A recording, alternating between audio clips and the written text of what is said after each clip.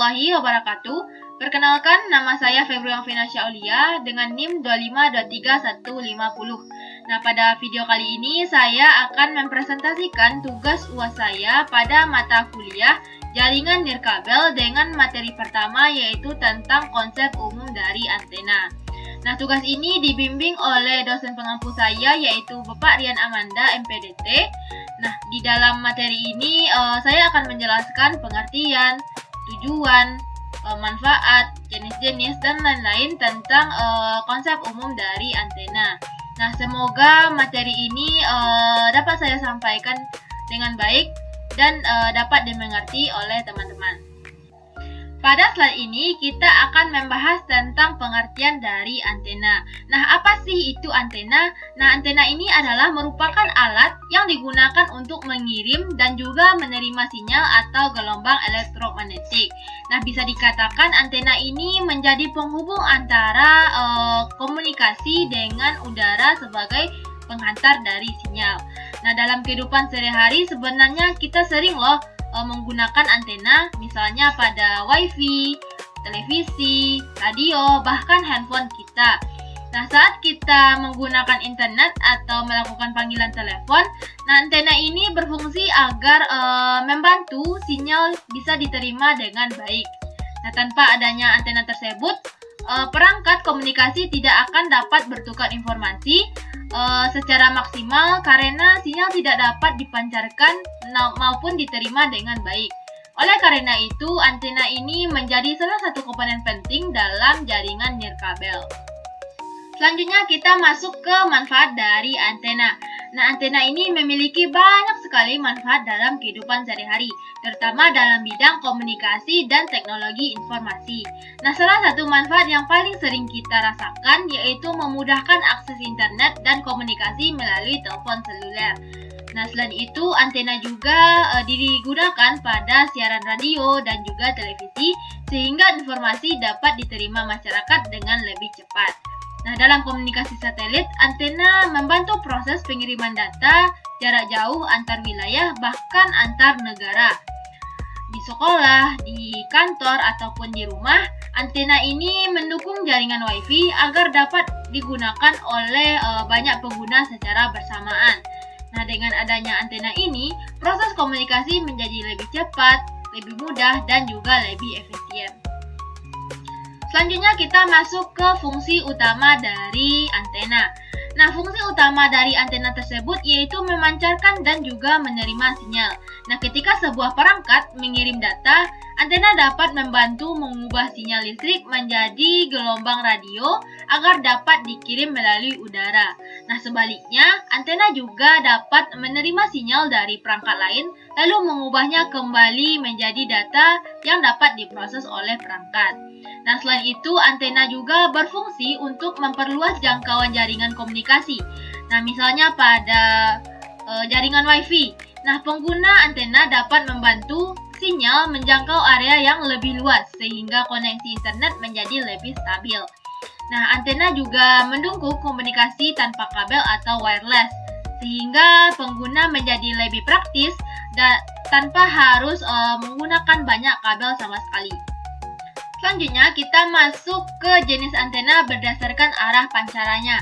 Nah, jenis yang pertama ada namanya antena omnidirectional.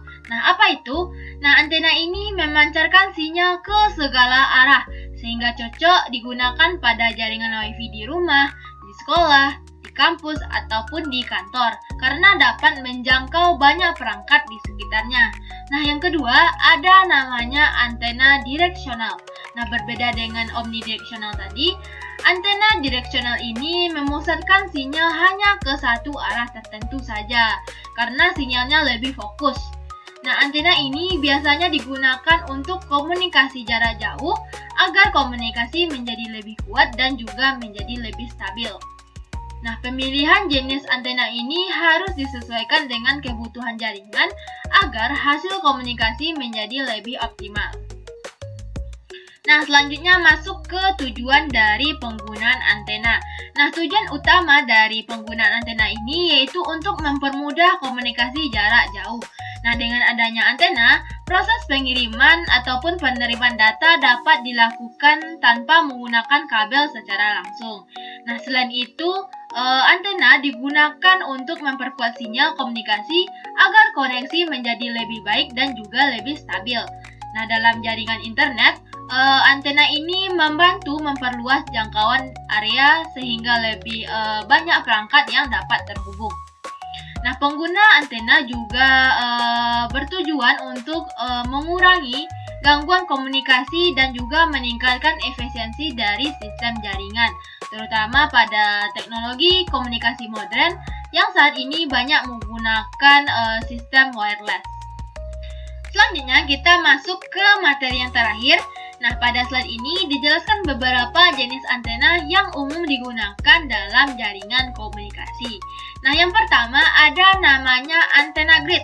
Nah, apa itu? Nah, antena ini biasanya digunakan untuk jaringan jarak jauh karena memiliki daya tangkap sinyal yang cukup kuat dan juga terarah. Nah, yang kedua ada namanya antena Yagi.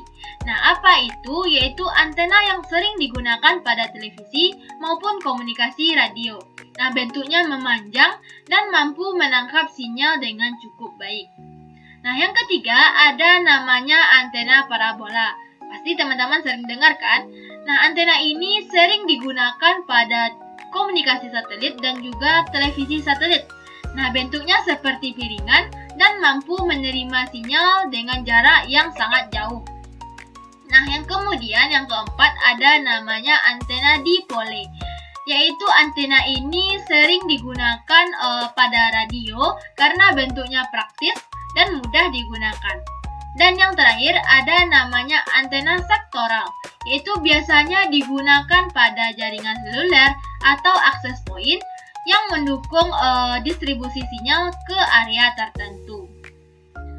Setelah kita mempelajari materi pertama yaitu tentang konsep umum dari antena, selanjutnya kita akan masuk ke materi kedua yaitu tentang konsep umum dari internet satelit.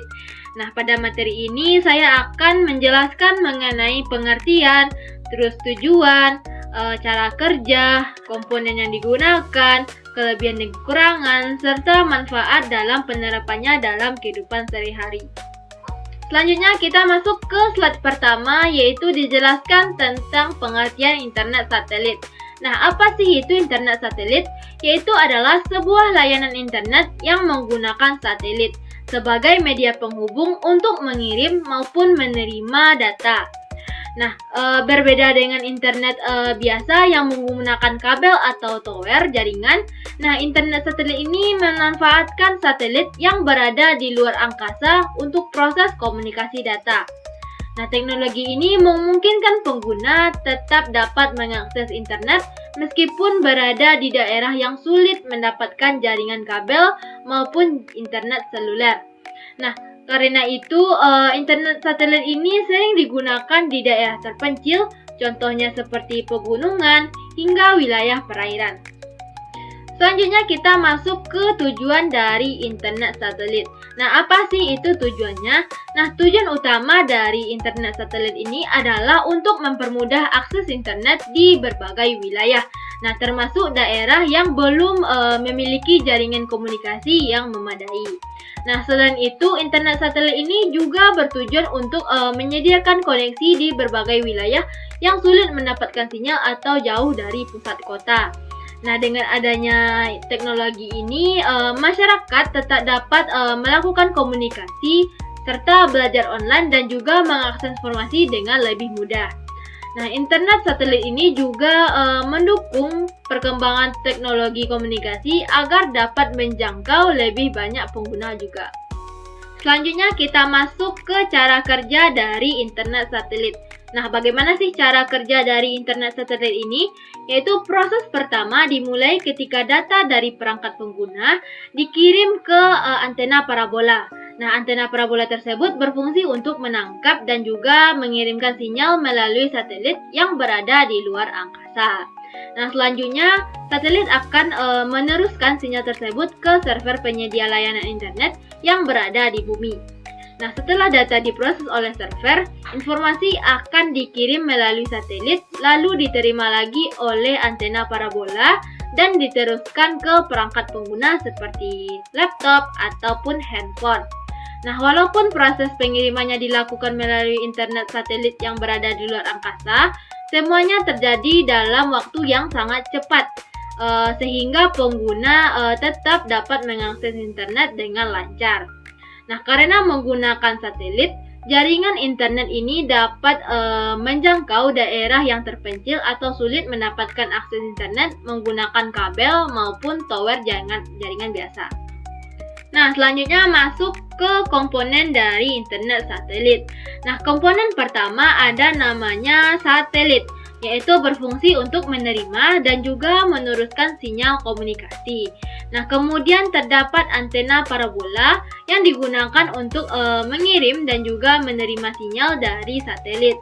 Nah, selain itu ada namanya modem satelit yang berfungsi untuk mengubah sinyal menjadi data internet yang dapat digunakan oleh perangkat.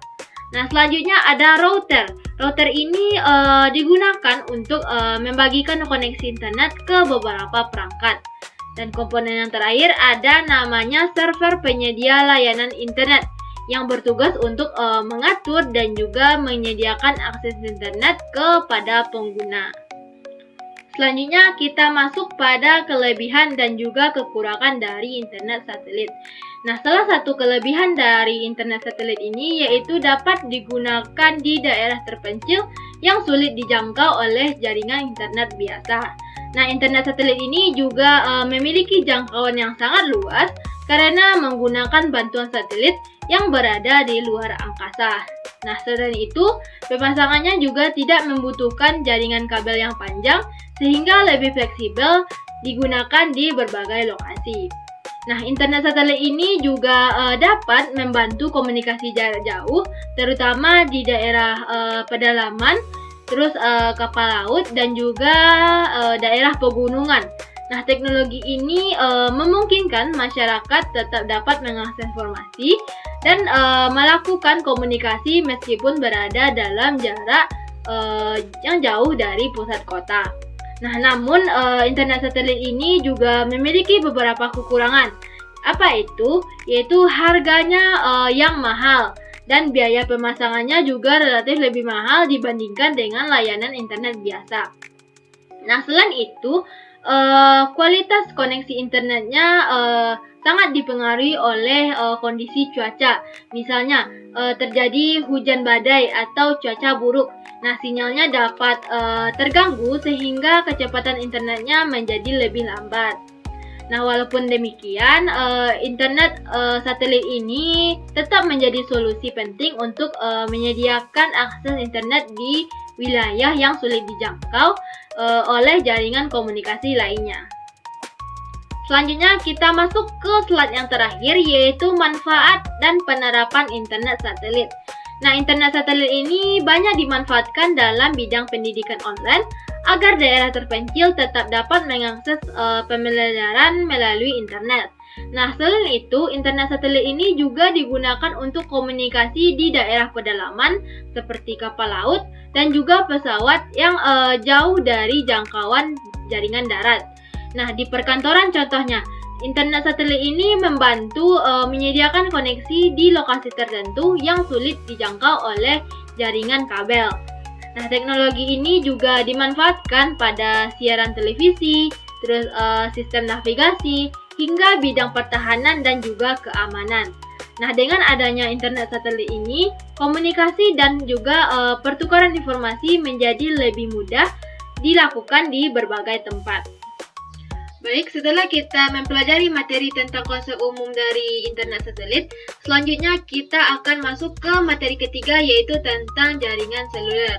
Nah, pada materi ini saya akan menjelaskan mengenai pengertian dari jaringan seluler, fungsi, cara kerja, komponen yang digunakan, jenis-jenis jaringan seluler, kelebihan dan kekurangan, serta manfaat dari jaringan seluler dalam kehidupan sehari-hari.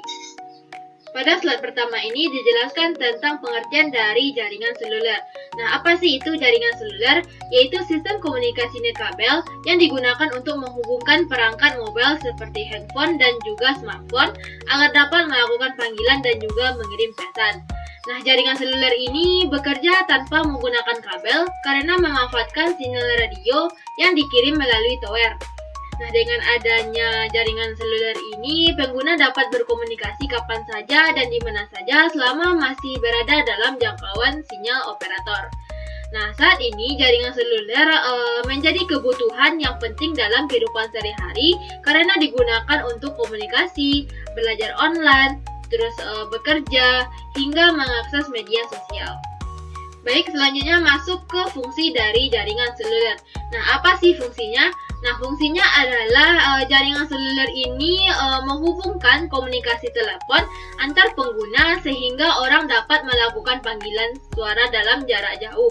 Nah, selain itu, jaringan seluler ini juga digunakan untuk mengirim pesan singkat atau SMS.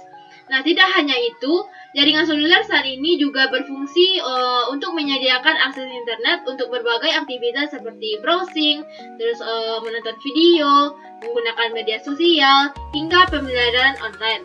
Nah, dengan adanya jaringan seluler ini, proses komunikasi menjadi lebih cepat, menjadi lebih praktis, dan juga mudah dilakukan karena tanpa harus menggunakan kabel sama sekali.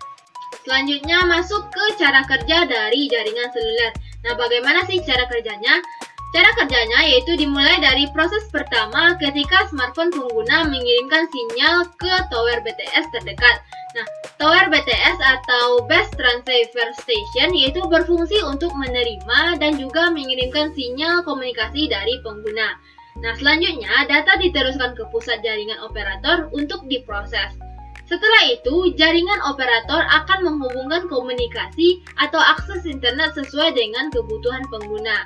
Nah, kemudian data atau informasi akan dikirimkan kembali ke perangkat pengguna sehingga komunikasi dapat berlangsung dengan lancar. Nah, semua proses tadi terjadi dengan sangat cepat sehingga pengguna dapat melakukan telepon, terus dapat mengirim pesan maupun mengakses internet secara langsung. Selanjutnya masuk ke komponen dari jaringan seluler. Nah, apa saja sih komponen dari jaringan seluler ini? Nah, komponen utama atau yang pertama yaitu smartphone atau handphone yang digunakan pengguna untuk melakukan komunikasi. Kemudian terdapat SIM card yang berfungsi sebagai identitas dari pengguna dalam jaringan operator seluler. Nah, selanjutnya ada BTS atau Base Transceiver Station. Itu bertugas untuk mengirimkan atau menerima sinyal. Nah, BTS ini biasanya dipasang pada tower jaringan agar jangkauan sinyalnya menjadi lebih luas. Nah, komponen terakhir ada namanya server operator seluler yang berfungsi untuk mengatur seluruh proses komunikasi dan koneksi internet dari pengguna. Selanjutnya kita masuk ke jenis jaringan seluler. Nah, jenis jaringan seluler ini berkembang dari waktu ke waktu. Nah, pertama-tama yaitu ada namanya jaringan 2G, yaitu yang digunakan untuk telepon dan juga SMS dengan kecepatan internet yang masih terbatas. Nah, kemudian berkembang menjadi 3G, yaitu sudah mendukung akses internet dengan lebih cepat sehingga pengguna dapat membrowsing dan juga menggunakan aplikasi online dengan lebih baik. Nah, selanjutnya masuk ke 4G, yaitu memiliki koneksi internet yang lebih stabil dan juga lebih cepat sehingga banyak digunakan saat ini untuk streaming, terus untuk video call dan juga media sosial. Dan yang terakhir ada namanya 5G, yaitu sebagai teknologi terbaru yang memiliki kecepatan internet yang sangat tinggi dan juga latensi yang lebih rendah dibandingkan dengan generasi sebelumnya. Selanjutnya kita masuk pada kelebihan dan juga kekurangan dari jaringan seluler. Nah, salah satu kelebihan dari jaringan seluler ini adalah praktis. Praktis digunakan karena pengguna dapat berkomunikasi tanpa menggunakan kabel sama sekali. Nah, selain itu, jaringan seluler ini juga dapat digunakan di berbagai tempat selama masih ada jangkauan dari sinyal operator. Nah, jaringan seluler ini juga mendukung komunikasi dengan lebih cepat sehingga pengguna dapat melakukan panggilan telepon, terus mengirim pesan, dan juga mengakses internet dengan lebih mudah. Nah, namun jaringan seluler ini juga memiliki beberapa kekurangan. Nah, apa sih kekurangannya? Yaitu kualitas jaringannya sangat dipengaruhi oleh kekuatan sinyal dan juga lokasi pengguna tersebut. Nah, jika pengguna berada di daerah yang sinyalnya lemah, maka komunikasi dan internetnya bisa terganggu ataupun terputus. Nah, selain itu, jaringan seluler ini membutuhkan layanan dari operator. Nah, dengan kecepatan internetnya dapat berubah-ubah tergantung dari jumlah pengguna serta kondisi jaringan tersebut. Selanjutnya kita masuk ke slide yang terakhir, yaitu manfaat dari jaringan seluler. Nah, apa sih manfaatnya? Yaitu jaringan seluler ini digunakan untuk melakukan telepon dan juga video call sehingga komunikasi jarak jauh menjadi lebih mudah.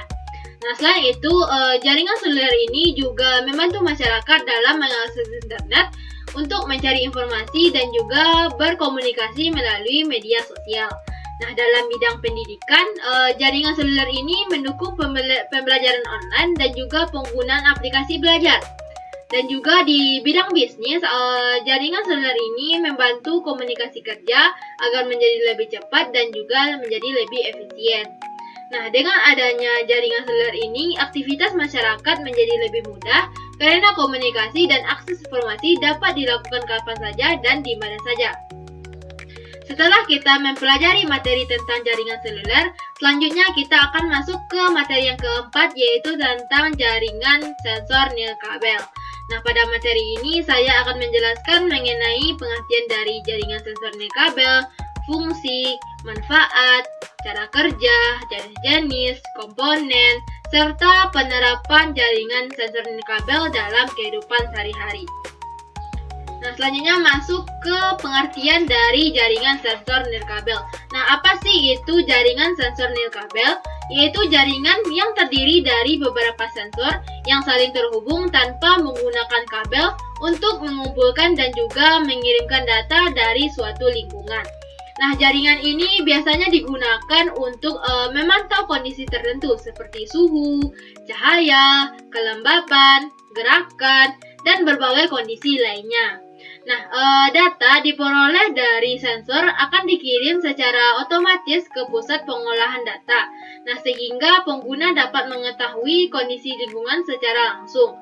Nah, juga teknologi ini banyak digunakan karena lebih praktis dan juga lebih fleksibel, serta memudahkan proses pemantauan dari jarak yang sangat jauh. Selanjutnya kita masuk ke fungsi jaringan sensor nirkabel. Nah, apa sih fungsinya? Yaitu fungsi utama dari jaringan sensor nirkabel ini adalah untuk mengumpulkan data secara otomatis dari lingkungan sekitar menggunakan sensor tertentu. Nah, setelah data diperoleh, data tersebut kemudian dikirim tanpa kabel menggunakan sinyal nirkabel. Nah, selain itu, jaringan sensor nirkabel ini juga berfungsi untuk memantau kondisi lingkungan secara terus-menerus sehingga pengguna dapat mengetahui perubahan yang terjadi dengan cepat. Nah, teknologi ini juga mendukung sistem otomatisasi, misalnya seperti smart home, terus sistem keamanan, maupun alat monitoring modern lainnya. Selanjutnya kita masuk ke manfaat dari jaringan sensor nirkabel. Nah, apa sih manfaat dari jaringan sensor nirkabel ini? Salah satu manfaatnya adalah untuk mempermudah pemantauan jarak jauh tanpa harus datang ke lokasi. Nah, selain itu, penggunaan jaringan ini juga membantu menghemat dari penggunaan kabel sehingga instalasi menjadi lebih praktis. Nah, jaringan sensor nirkabel ini juga membantu pekerjaan menjadi lebih cepat karena proses pengumpulan datanya dapat dilakukan secara otomatis. Nah, teknologi ini juga mendukung perkembangan sistem otomatisasi modern di berbagai bidang. Nah, selain itu, penggunaan jaringan sensor nirkabel ini juga dapat meningkatkan efisiensi dari pengumpulan dan juga pengolahan data, sehingga informasi dapat diperoleh dengan lebih cepat dan juga lebih akurat. Selanjutnya, cara kerja dari jaringan sensor nirkabel. Nah, bagaimana sih cara kerjanya? Yaitu proses pertama dimulai ketika sensor mendeteksi kondisi lingkungan. Nah, misalnya suhu, cahaya, atau gerakan. Nah, setelah itu data diperoleh akan dikirim menggunakan sinyal nirkabel ke pusat pengolahan data. Nah, selanjutnya data diterima dan juga diproses oleh sistem atau server agar dapat diubah menjadi informasi yang lebih mudah dipahami. Nah, setelah diproses, informasi tersebut akan ditampilkan kepada pengguna melalui perangkat tertentu seperti komputer atau handphone. Nah, semua proses tersebut dapat berlangsung secara otomatis sehingga pengguna dapat memantau kondisi lingkungan dengan lebih mudah dan juga lebih cepat. Nah, selanjutnya masuk ke komponen dari jaringan sensor nirkabel. Nah, komponen pertama ada namanya sensor, yaitu berfungsi untuk mendeteksi kondisi daripada suatu lingkungan. Nah, kemudian ada namanya node sensor yang bertugas untuk mengolah dan juga mengirimkan data dari sensor. Selanjutnya ada antena. Nah, antena ini digunakan untuk membantu proses dari pengiriman sinyal secara nirkabel. Nah, selain itu terdapat microcontroller yang itu berfungsi untuk mengatur jalannya sistem pada jaringan sensor. Nah, komponen lainnya ada namanya server atau pusat data yang digunakan untuk menerima atau menyimpan data serta sumber daya listrik atau baterai yang digunakan untuk menjalankan perangkat sensor tersebut. Selanjutnya masuk ke jenis sensor dari jaringan sensor nirkabel. Nah, pertama-tama ada namanya sensor suhu, yaitu digunakan untuk mendeteksi perubahan dari suatu temperatur. Nah, yang kedua ada namanya sensor cahaya, yaitu digunakan untuk mendeteksi intensitas cahaya di suatu tempat. Nah, selanjutnya ada namanya sensor kelembaban, yaitu berfungsi untuk mengukur tingkat kelembaban udara. Kemudian ada namanya sensor gerak, itu digunakan untuk mendeteksi pergerakan objek dan juga sering digunakan pada sistem keamanan. Nah, selain itu terdapat juga namanya sensor asap. Nah, sensor asap ini digunakan untuk mendeteksi asap atau kebakaran, serta sensor tekanan itu digunakan untuk mengukur tekanan pada suatu sistem. Selanjutnya kita masuk ke slide yang terakhir, yaitu tentang penerapan jaringan sensor nirkabel dalam kehidupan sehari-hari. Nah, jaringan sensor nirkabel ini banyak digunakan pada smart home, yaitu untuk mengontrol lampu, terus suhu ruangan, dan juga sistem keamanan secara otomatis. Nah, selain itu, teknologi ini juga digunakan pada pertanian modern untuk memantau kondisi tanah dan juga tanaman. Nah, dalam sistem keamanan, jaringan sensor ini membantu mendeteksi gerakan dan juga kondisi tertentu secara otomatis. Nah, jaringan sensor nirkabel ini juga digunakan untuk monitoring cuaca, terus rumah sakit, industri, dan juga pabrik agar proses pemantauan data dapat dilakukan dengan lebih cepat dan juga lebih efisien. Setelah kita mempelajari materi tentang jaringan sensor nirkabel, selanjutnya kita akan masuk ke materi kelima, yaitu tentang jaringan ad hoc. Nah, pada materi ini akan dijelaskan mengenai pengertian jaringan ad hoc, terus fungsi, cara kerja, komponen yang digunakan, dan juga karakteristik serta penerapan dari jaringan ad hoc dalam kehidupan sehari-hari. Selanjutnya kita masuk ke pengertian dari jaringan ad hoc. Nah, pada slide ini dijelaskan bahwa jaringan ad hoc ini adalah sebuah jaringan nirkabel sementara yang digunakan untuk menghubungkan perangkat secara langsung tanpa menggunakan access point atau router. Nah, pada jaringan ad hoc ini setiap perangkat dapat saling terhubung dan juga berbagi data secara langsung, yang artinya adalah setiap perangkat memiliki peran yang sama dalam sebuah jaringan sehingga tidak membutuhkan perangkat pusat seperti jaringan pada biasanya. Nah, pada jaringan ad hoc ini biasanya digunakan untuk kebutuhan sementara karena proses pembuatannya cukup mudah dan juga cukup praktis. Nah, selain itu pada jaringan ad hoc ini juga cocok digunakan ketika tidak tersedia jaringan internet ataupun perangkat jaringan lainnya. Selanjutnya kita masuk ke cara kerja dari jaringan ad hoc. Nah, bagaimana sih cara kerja dari jaringan ad hoc ini? Yaitu proses pertama dimulai ketika perangkat mencari jaringan ad hoc yang tersedia di sekitarnya. Nah, setelah jaringan ditemukan, perangkat akan saling terhubung secara langsung tanpa melalui router atau access point sama sekali. Nah, proses selanjutnya data dikirim antar perangkat menggunakan koneksi wireless.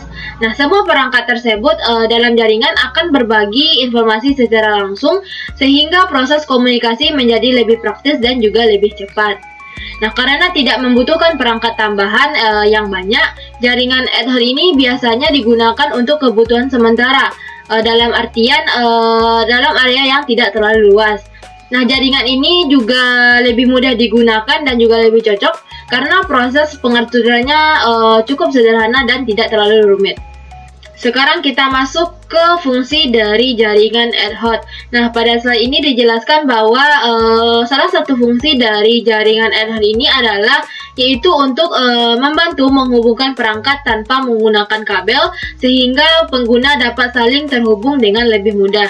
Nah, selain itu pada jaringan ad hoc ini juga digunakan untuk berbagi data antar perangkat seperti file, terus dokumen, ataupun media lainnya secara langsung. Nah, teknologi ini juga membantu komunikasi sementara, terutama saat tidak tersedia jaringan internet ataupun akses point. Nah, dengan adanya jaringan ad hoc ini sangat cocok digunakan untuk koneksi jaringan sederhana yang tidak membutuhkan instalasi yang rumit. Nah, dengan adanya jaringan ad hoc ini, pertukaran data dapat dilakukan dengan lebih mudah dan juga lebih praktis. Baiklah, selanjutnya kita masuk ke komponen dari jaringan ad hoc. Nah, pada slide ini dijelaskan terdapat beberapa komponen utama dari jaringan ad hoc. Nah, komponen pertama yaitu ada laptop atau komputer yang digunakan untuk membentuk jaringan dan juga berbagi data. Nah, selain itu ada smartphone. Nah, smartphone ini juga dapat digunakan untuk jaringan ad hoc. Nah, selanjutnya terdapat wireless adapter yang berfungsi untuk menghubungkan perangkat ke jaringan nirkabel. Nah, kemudian ada antena wireless yang membantu proses pengiriman dan juga penerimaan dari sinyal.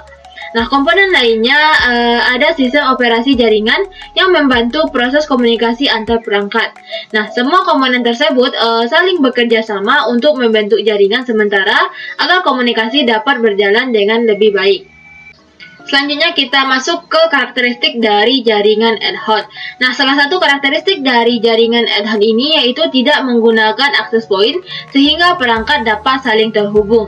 Nah, selain itu jaringan ini juga bersifat sementara dan biasanya digunakan hanya untuk kebutuhan tertentu saja. Nah, jaringan ad hoc ini juga mudah dibuat karena tidak memerlukan instalasi jaringan yang rumit. Nah, teknologi ini menggunakan koneksi wireless sehingga lebih praktis untuk digunakan. Nah, selain itu, ad hoc ini lebih cocok digunakan pada area yang kecil karena jumlah perangkat yang tidak terlalu banyak. Nah, sifatnya yang sederhana, jaringan ini sering digunakan untuk komunikasi yang cepat dan juga digunakan dalam waktu yang singkat. Baik, demikian seluruh materi yang telah saya sampaikan pada tugas UAS pembelajaran jaringan nirkabel ini. Dari materi yang telah dibahas dapat disimpulkan bahwa teknologi jaringan nirkabel sangat membantu komunikasi dan juga pertukaran informasi menjadi lebih mudah, terus praktis dan juga lebih cepat tanpa menggunakan kabel sama sekali. Nah, teknologi ini juga banyak digunakan dalam kehidupan sehari-hari, mulai dari internet, komunikasi seluler hingga sistem otomatis dari modern. Nah, saya mengucapkan terima kasih kepada Bapak Rian Manda selaku dosen pengampu saya, serta kepada teman-teman yang telah menyimak presentasi ini. Saya sudahi dengan wassalamualaikum warahmatullahi wabarakatuh.